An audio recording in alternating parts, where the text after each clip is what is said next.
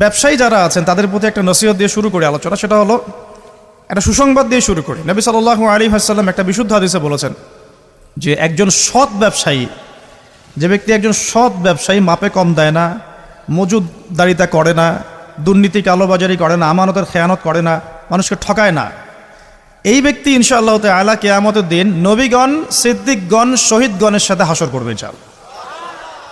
তাহলে ব্যবসা করে জান্নাত পাওয়ার সুযোগ নাই? আছে। ধন সম্পদ অর্জন করতে কোনো অসুবিধা নেই, কিন্তু ধন অর্জন করে ওসমান গনি রাদিয়াল্লাহু আনহুর মতো মন মানসিকতা লালন করতে হবে। তো এখানে পার্থক্যটা একটু বুঝিয়ে অন্যদিকে যাই। এখানে যদি ব্যবসায়ীরাও আছেন তাদের জন্যও কিছু নসিহত থাকবে ইনশাআল্লাহ। আল্লাহ পাক ব্যবসাকে হালাল করেছেন, রিবাকে হারাম করেছেন। আল্লাহ পাক সূরা বাকারায় কথা বলছেন। ব্যবসা কি করে, ব্যবসার মূল মন্ত্রটা কি? ব্যবসার মূলনীতি হচ্ছে যে ব্যবসায় লাভ এবং লস উভয়ের রিস্ক আছে। কথা কি বুঝতে পারছেন? এক ভাই ব্যবসা করছেন, লাভও হতে পারে, লসও হতে পারে। যখন আমরা রিবা মুক্তভাবে একটা ইসলামিক অর্থনীতি প্রতিষ্ঠা করব, তখন ব্যবসাভিত্তিক অর্থনীতি যখন চলবে, ব্যবসাভিত্তিক, জাকাত ভিত্তিক, সাদাকা ভিত্তিক, কৃষিভিত্তিক ইসলামিক অর্থনীতি যখন চলবে, তখন ক্যাপিটাল বা সম্পদটা এক হাত থেকে আরেক হাতে সার্কুলেট হতে থাকবে। মনে করেন আমরা ব্যবসা করছি একটা মার্কেটের মধ্যে, ছোট করে বোঝাই, একটা ছোট্ট মার্কেট, ছোট্ট বাজার, এখানে সবাই ব্যবসা করছি। এই ব্যবসার মধ্যে কেউ লাভ করবে, কেউ লস করবে। যে ব্যক্তি লাভ করবে, লাভ করে আস্তে আস্তে আস্তে ধনী হবে, যখন তার ধন নিসাব পরিমাণ সম্পদ অতিক্রম করবে, তখন তাকে জাকাত দিতে হবে। এতে করে সমাজের যে অংশের মানুষের হাতে সম্পদ নাই, সে অংশের মানুষের কাছে জাকাতের মধ্য দিয়ে সম্পদ যাবে, সম্পদ সার্কুলেট করবে সমাজে। আজকে আপনি লাভ করেছেন, কালকে আপনি লস করতে পারেন, কালকে সে লাভ করবে, আপনি লস করতে পারেন। মানে সম্পদ ঘুরতে থাকবে, হাত থেকে হাতে সম্পদ ঘুরতে থাকবে। তখন আল্লাহ রাব্বুল আলামিন ওই মার্কেটের উপরে, আল্লাহ রাব্বুল আলামিন ওই মার্কেটটার উপরে আর রাজ্জাক, তিনি যাকে ইচ্ছা ধন দিবেন, যাকে ইচ্ছা গরিব করবেন। মানে সম্পদ বন্টনটা আল্লাহ রাব্বুল আলামিন সরাসরি করবেন। তখন বুঝতে পারছি কি? আচ্ছা, কিন্তু যদি এখানে রিবা আসে, ব্যবসার মধ্যে রিবা চলে আসে, বা মজুদদারিতা চলে আসে, বা মাপে কম দেওয়ার একটা ব্যাপার চলে আসে, বা দুর্নীতি চলে আসে, কালোবাজারি চলে আসে, তখন কি হবে? সম্পদটা মার্কেটে আর সার্কুলেট করবে না। কারণ সুদের মধ্যে লাভ লসের কোনো রিস্ক নাই। হ্যাঁ, লাভের রিস্ক, লাভের একটা অংশ আছে, লসের কোনো রিস্ক নাই। আপনি 100 টাকা দিয়েছেন, 110 টাকা পাবেন এক বছর পর। আপনি 200 টাকা দিয়েছেন, 220 টাকা পাবেন এক বছর পর। এখানে কি লসের কোনো ভূমিকা আছে? লসের কোনো ভূমিকা নাই। এক্ষেত্রে কি হচ্ছে? এখানে শুধু লাভের অংশটুকু আপনি নিচ্ছেন, লসের কোনো রিস্ক আপনি নিচ্ছেন না। এতে করে কি হবে? ধনীরা আরও ধনী হতে থাকবে এবং গরিব আরও গরিব হতে থাকবে। শুধু তাই নয়, এই ধনীরা যখন জাকাতও দিবে না, তখন এই গরিবদের অবস্থা হবে একদম মানবেতর। যেটা এই ছোট্ট একটা মার্কেট দিয়ে উদাহরণ দিলাম, এই ছোট্ট মার্কেটটাকে আপনি একটা দেশ কল্পনা করতে পারেন, আবার একটা বিশ্বও কল্পনা করতে পারেন। পুরো ওয়ার্ল্ডে এই ইকোনমিক সিস্টেমটা এখন চলছে, সুদভিত্তিক ইকোনমিক সিস্টেম। আমি কি বোঝাতে পারছি ভাই?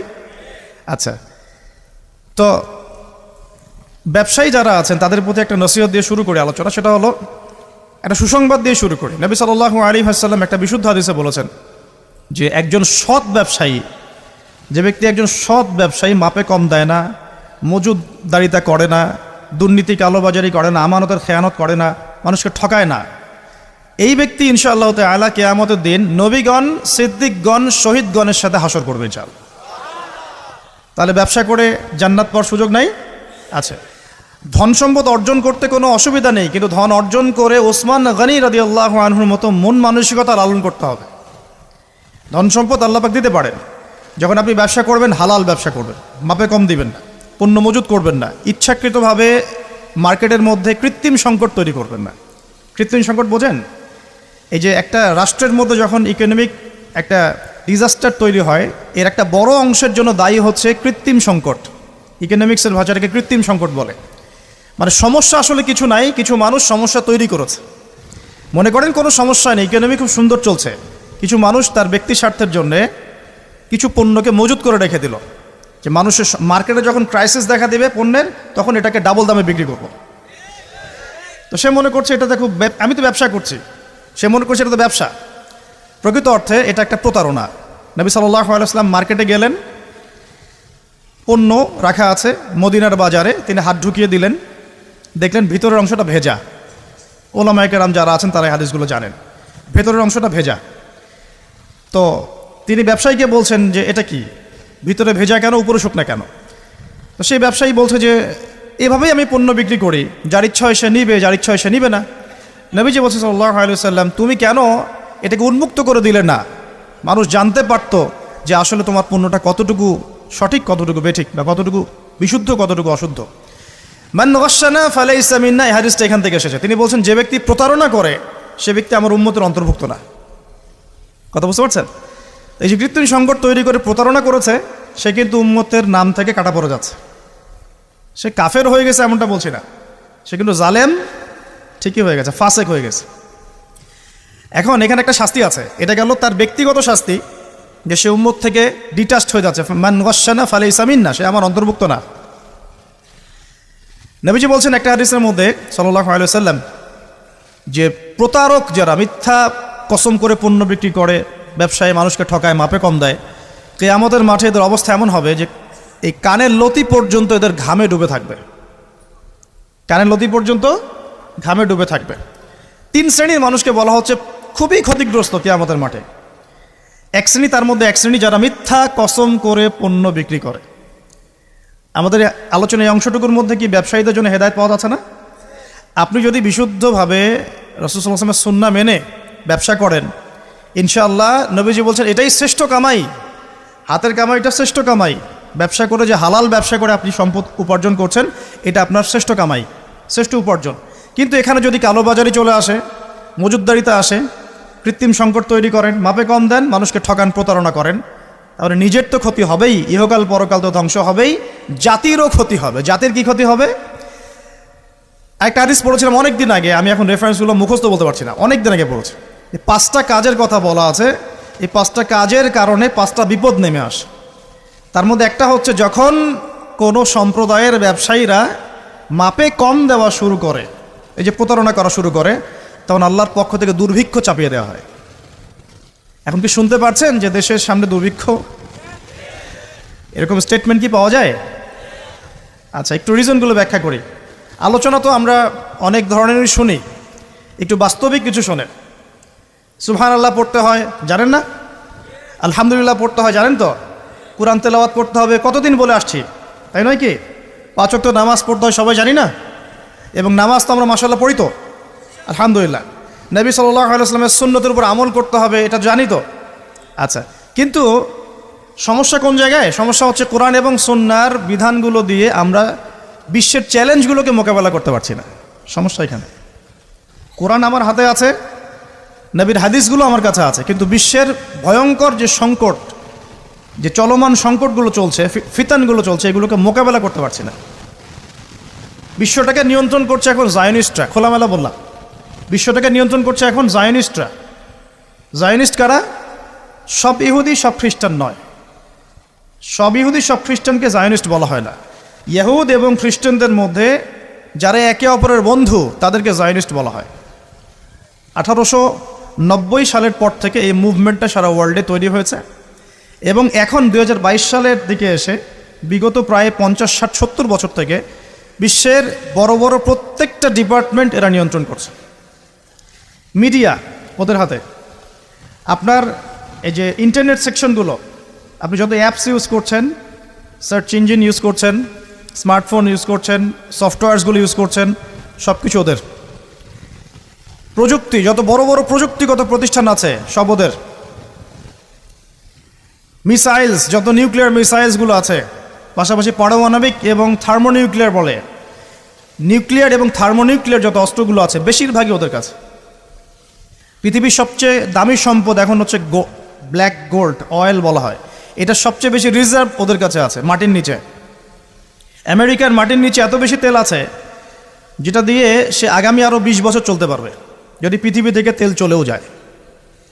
আমেরিকা কি তেল উৎপন্ন করে? কোত্থেকে নেয়? কোত্থেকে নেয়? আমাদের তেল। চলমান সংকট, ওরা নিয়ন্ত্রণ করছে ফাইন্যান্স, মানে আপনি বিশ্বের যত মিলস অ্যান্ড ইন্ডাস্ট্রিজ এবং ফ্যাক্টরিজ দেখছেন, এর গোড়াপত্তন ওদের কাছে এখন। পলিটিক্যাল দর্শনগুলো, আপনার ডেমোক্রেসি বলেন, সেকুলারিজম বলেন, কমিউনিজম বলেন, ন্যাশনালিজম বলেন, যত বড় বড় দর্শনগুলো আছে, দর্শনগুলো কিন্তু মুসলিমদের থেকে আসে নাই। আসছে নাকি? এই প্রত্যেকটা দর্শন ফিলোসফিগুলো কি মুসলিমদের থেকে আসছে নাকি? এটা পশ্চিম থেকে আসছে। কোন পশ্চিম? যেই পশ্চিমের মধ্যে ছেলে ছেলেকে বিয়ে করতে পারে। কি সুবহানাল্লাহ বলছেন নাকি? একটু আগে আমি সার্চ করে একটা নিউজ দেখে আসলাম, এই কিছুক্ষণ আগে 2 ঘন্টা আগে একটা ঘটনা ঘটেছে। 2 ঘন্টা আগে পশ্চিমের একটা কান্ট্রির মধ্যে দেখলাম যে সমকামীদের জন্য একটা বার আছে। সমকামী তো বোঝেন, মানে গেস, হোমোসেক্সুয়াল। তো সেখানে একটা হামলা হয়েছে, সেখানে 5 জন মারা গেছে, ওদের মধ্যে হামলা। তার মানে এমন সভ্যতা যেখানে সমকামিতা নিবারণ করার জন্য আলাদা বারও হালাল। নাউজুবিল্লাহ। এই সভ্যতার কাছ থেকে আমাদেরকে শিখতে হচ্ছে এখন। ওরা আমাদেরকে শিখায় যে মানবতা কাকে বলে, তাই না? ওরা আমাদেরকে শিখায় যে মুসলিম কান্ট্রিতে মানবতা বিরোধী অপরাধগুলো হচ্ছে দমন করতে হবে। ওরা শিখায় আমাদের যেই সমাজের মধ্যে ছেলে ছেলে বিয়ে করা জায়েজ, নাউজুবিল্লাহ। মেয়ে মেয়ে বিয়ে করতে পারে, নাউজুবিল্লাহ। জেনা তো ওপেন, যে যার সাথে ইচ্ছা জেনা করতে পারে। পর্নোগ্রাফি ওদের জন্য পর্নোগ্রাফি ফরজ, ওদের জন্য পর্ন ফরজ। সারা বিশ্বে 92 বিলিয়ন ডলারের ব্যবসা করে ওরা পর্নোগ্রাফি দিয়ে। এই যে মুভিজগুলো ছড়িয়ে দেওয়া হচ্ছে না, এগুলো বিজনেস, এর পিছনে আছে ব্যবসা, অর্থ, মানি। এখানে এই পর্ন স্টার যারা মেয়েগুলা ছেলেগুলা, এরা হচ্ছে মানি মেকিং মেশিন। এরা মনে করেন খেলা হচ্ছে, 2 টিমের খেলা হচ্ছে, 11টা প্লেয়ার, এদিকে 11টা প্লেয়ার, ক্রিকেট ম্যাচই মনে করে। তো এই খেলার মধ্যে একটা বাণিজ্য হয় না? হয় না? খেলাতে বাণিজ্য হয় না? জুয়া হয় না? এরপর খেলার মধ্যে যে দল জিতে তাকে কিছু টাকা প্রাইজ মানি দিয়ে ছেড়ে দেওয়া হয়। বাকি বড় অংশের বাণিজ্যটা কারা করে? যারা এই খেলাগুলোকে পরিচালনা করে। আমার কথা কি বুঝতে পারছেন? ঠিক একইভাবে এই পর্ন ইন্ডাস্ট্রির মধ্যে অ্যাক্টর অ্যাক্ট্রেস যারা আছে, এরা হচ্ছে ওরকম প্লেয়ারের মতো। এরা বাণিজ্য করে, ওরা অল্প টাকা দিয়ে, ব্যাস। তো এদের এখানে এই পর্ন হচ্ছে ফরজ। এগুলো ছড়িয়ে দেওয়া হয়েছে মুসলিম বিশ্বের মধ্যে। আমি বোঝাতে চাচ্ছি যে এমন সভ্যতার কাছ থেকে আমরা কেন হেদায়েত নিব যেই সভ্যতার মধ্যে নোংরামি, জেনা, ব্যভিচার, অশ্লীলতা, ফাহেসা জিনিস এবং লক্ষ লক্ষ মানুষের, নিরপরাধ মানুষের রক্ত লেগে আছে। ওদের কাছ থেকে হেদায়েত নিব কেন? আমার কাছে কি কোরআন এবং হাদিস নাই? আমাদের কাছে কি কোরআন এবং রাসূলের সুন্নত নাই?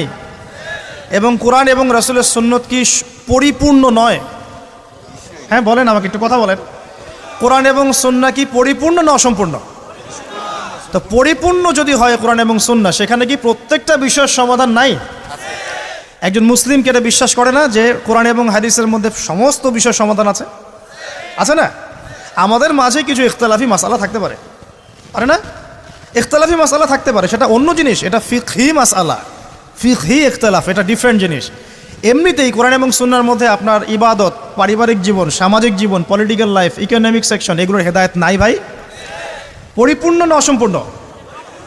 যে জাতির কাছে কোরআন এবং সুন্নাহর মতো পরিপূর্ণ অভ্রান্ত সত্যের উৎস আছে, সেই জাতিকে কেন পশ্চিমাদের কাছ থেকে হেদায়েত নিতে হবে? আমাকে এই উত্তরটা দেন, তারপর আলোচনা করি। হ্যাঁ, ওদের কোনো কিছু যদি কোরআন সুন্নাহর সাথে মিলে যায়, কোরআন সুন্নাহর অনুকূলে হয়, প্রতিকূলে না হয়, তাহলে গ্রহণ করতে আমাদের কোনো আপত্তি নাই। কিন্তু এমন যে কোনো মতবাদ বা দর্শন বা আপনার ইজম অথবা কালচার যদি কোরআন এবং সুন্নাহর সাথে সরাসরি সাংঘর্ষিক হয়, আমরা কি গ্রহণ করব? সারা বিশ্বে ওরা সুদ ছড়িয়ে দিয়েছে, আমরা সবাই এখন সুদ খাচ্ছি। মনে করছেন যে আমরা খুব ভালো মানুষ? সুদের ছিটা ফোঁটা আমাদের গায়েও লাগছে। ইকোনমিক সেকশন নিয়ে পড়াশোনা করেন। আমি রিকোয়েস্ট করবো, আল্লামা তকী উসমানীর কিছু ইকোনমিক্সের বই আছে, পড়েন। পাশাপাশি এই যে ইন্টারন্যাশনাল কমিউনিটি ফান্ড সম্পর্কে পড়েন। নর্মালি যারা ইকোনমিক্সে পড়ছেন তারা প্রত্যেকটা কথা আমার বুঝতে পারবেন ইনশাআল্লাহ তাআলা। এই যে পেপার মানির কথা বলেছিলাম, এগুলো কোনো ভবিষ্যৎবাণী নয়, এগুলো বর্তমান। পেপার মানি যে থাকবে না, এটা কোনো ভবিষ্যৎবাণী নয়, এটা হচ্ছে বর্তমান। শুধু পেপার মানি না, এই যে ডলারকে দেখছেন সারা ওয়ার্ল্ডে দাপটের সাথে ঘুরে বেড়াচ্ছে না, দেখবেন একসময় ডলারও থাকবে না ইনশাআল্লাহ তাআলা, ইনশাআল্লাহ তাআলা। আমরা বিশ্বাস করি ঈসা ইবনে মারইয়াম যখন আসবেন তখন তিনি ডলার দিয়ে কেনাবেচা করবেন না, আমরা বিশ্বাস করি।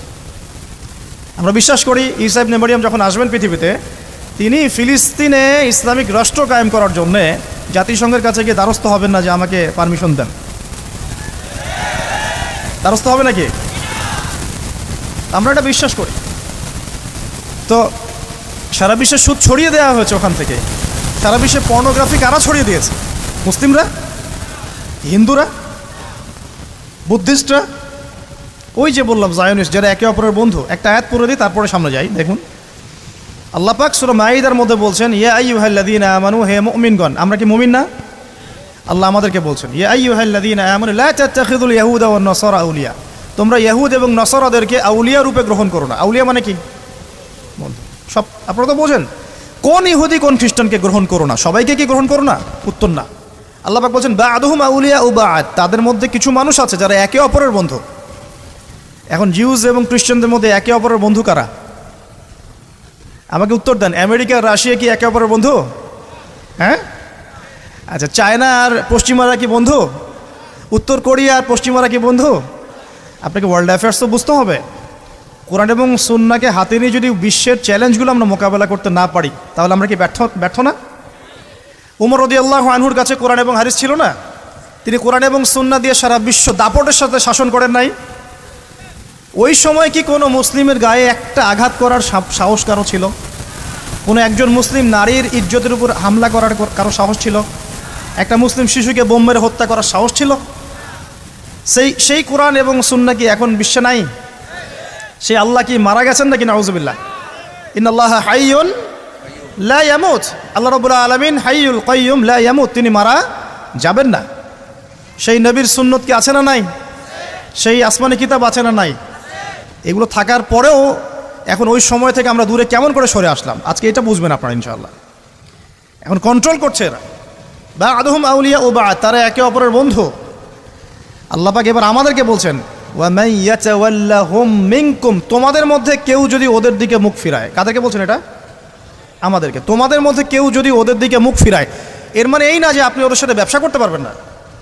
এর মানে এই না যে আপনি ওদের সাথে চুক্তি করতে পারবেন না, এটা না। ওয়া মান ইয়াতাওয়াল্লাহুম মিনকুম, তোমাদের মধ্যে কেউ যদি ওদের দিকে মুখ ফিরিয়ে নেয়, ওদেরকে বন্ধুরূপে গ্রহণ করে, তাহলে কি হবে? ফাইন্নাহু মিনহুম, সে তাদের অন্তর্ভুক্ত হয়ে যাবে। কোরআন। আর শেষে আল্লাহ পাক বলছেন ইন্নাল্লাহা লা ইয়াহদিল কওমাজ যালিমিন, আল্লাহ পাক জালেমদেরকে হেদায়েত করেন না। মানে এই কাজটা করলে আমরা জালেম হয়ে যাব।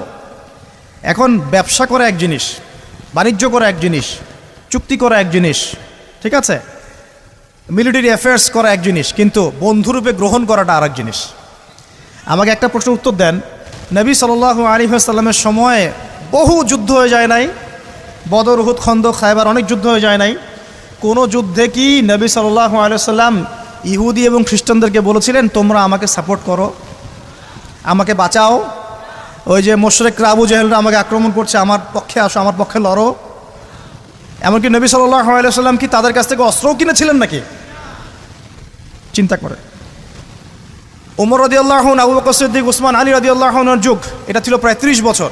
এই 30 বছরে খোলাফায়ে রাশেদার কেউ কি, কোনো একজন কি এই ইহুদি এবং খ্রিস্টানদেরকে বন্ধুরূপে গ্রহণ করে যুদ্ধ করেছে? এরপরে আসছে উমাইয়াদের শাসন, এটা প্রায় 92 বছর, 92 ইয়ার্স, 132 হিজরি পর্যন্ত। এই সময় উমাইয়ারাও কি এই কাজটা করেছিল? তারপর আব্বাসীয়দের সময় আসছে প্রায় 550 বছর। 550 বছর আব্বাসীয় খেলাফত চলেছে, তারা কি এই কাজটা করেছিল? লাস্ট 100 বছর আপনি দেখবেন আমরা এই কাজটা করছি। এখন আমরা তাদেরকে বন্ধুরূপে গ্রহণ করেছি, শুধু তাই নয়, আমরা এখন ওদেরকে মানবতার মুক্তির কাণ্ডারি মনে করি, তাই নয় কি? প্রত্যেকটা বিধান আমরা ওখান থেকে নেওয়ার চেষ্টা করি। আমি বলছি না যে ওদের ভালোগুলো নেওয়া যাবে না, অবশ্যই নেওয়া যাবে। তাদের মধ্যে অনেক জাতি আছে খুব পরিশ্রমী, আমরাও পরিশ্রমী হব, সমস্যা কি? তাদের মধ্যে অনেকেই আছে সায়েন্স এবং টেকনোলজিতে অনেক এগিয়ে গেছে, আমরাও বিজ্ঞানের প্রযুক্তিতে আগাবো, কী সমস্যা?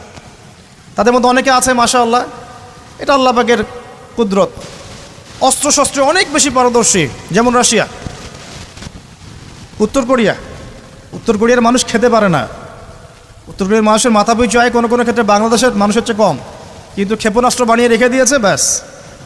দেখেছেন? সুবহানাল্লাহ। দেখুন তাদের নিয়ন্ত্রিত সেক্টরগুলো, সবচেয়ে বড়টা হচ্ছে ইকোনমিক সেকশন। এই ইকোনমিক সেকশনের নিয়ন্ত্রণ দিয়ে সারা বিশ্বে তারা সুদভিত্তিক অর্থনৈতিক সিস্টেম চালু করেছে, যার মধ্য দিয়ে আমরা সবাই কম বেশি সুদ খাচ্ছি। আর আমরা সবাই জানেন সুদ যে খায়, যে দেয়, যে নেয়, যে সাক্ষী থাকে এবং যে লিখে রাখে, সবাই কিন্তু সমানভাবে অপরাধী। নবী সাল্লাল্লাহু আলাইহি ওয়াসাল্লাম সবাইকে লানত করেছেন, করেন নাই? আল্লাহ পাক কোরআনে বলেন নাই যে কি জানি একটা ওয়াযারু মা বাকিয়া মিনার রিবা ইন কুনতুম মুমিনিন ওয়া ইল্লাম তাফআলু ফাযারু বিহারবি মিনাল্লাহি ওয়া রাসূলিহি, তোমরা সুদ ছেড়ে দাও, যদি না ছাড়ো তাহলে জেনে রেখো এটা আল্লাহ এবং তার রাসূলের সাথে যুদ্ধ করার মতো অপরাধ।